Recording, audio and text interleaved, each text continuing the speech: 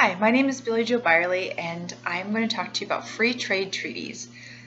This is for National American University, and this is an online course. The first thing that we want to go over tonight is what is free trade? A free trade agreement is an agreement that allows trade to take place without any special tariffs, customs, or tax. Most of the time, the goods from countries fall under a free trade agreement do not have any tariffs and few restrictions. So there isn't usually any hidden costs or anything like that. And this is usually on exports and imports, and they usually go both ways between countries. A lot of countries that are growing economically but are somewhat new or just going into the trade world, or have just come up with a new product that other countries may want. A lot of times they'll try to go into free trade, meaning that they won't collect a tariff for it, so that way countries are more likely to trade with them, get used to using this product, and get their name out there, and make it become a need of another country, or hopefully someday the world. The one free trade agreement that I'm particularly interested in when studying this was the North American Free Trade Agreement, the Nafta. This was implemented in January 1st of 1994, so it is over 20 years old. So it's old enough to understand, to really see the second and third order effects on it, to say if it was successful or not successful, what could have done better, what went well. NAFTA was created between Mexico, Canada, and the United States of America to eliminate most tariffs. It did not eliminate all tariffs, however. It was created to increase trade between these countries and help the economy of these countries. So in the 80s, the United States especially was in somewhat of a depression, and they did not have a lot of trade with Mexico and Canada. So at 12:01 a.m., January 1st, 1994, the North American Free Trade Agreement came into effect. And what this wanted to do was really trade with Canada and Mexico and create more jobs and boost the economies in these countries. By doing this, they didn't have the logistics issues as you do when you're trading with someone, say, as China or Japan. And we are next door to Canada and Mexico. And so logistically, it made sense.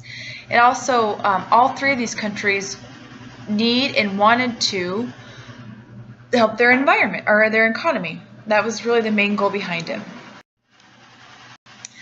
So I looked at this and I came up with two conclusions: the positive effects and the negative effects of the North American Free Trade Agreement.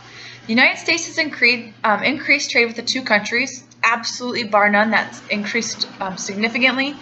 Bond 2010 said the United States exported 32% of their goods to Mexico and Canada, creating thousands and thousands of jobs from this treaty, so that's great. Some of the things that included were crude oil, vehicles, machinery, fresh produce, snack foods, live animals. These things, vehicles and live animals, and really not very much fresh produce, besides Mexico, a little bit with their oranges and things like that, were not necessarily things that we traded with them before.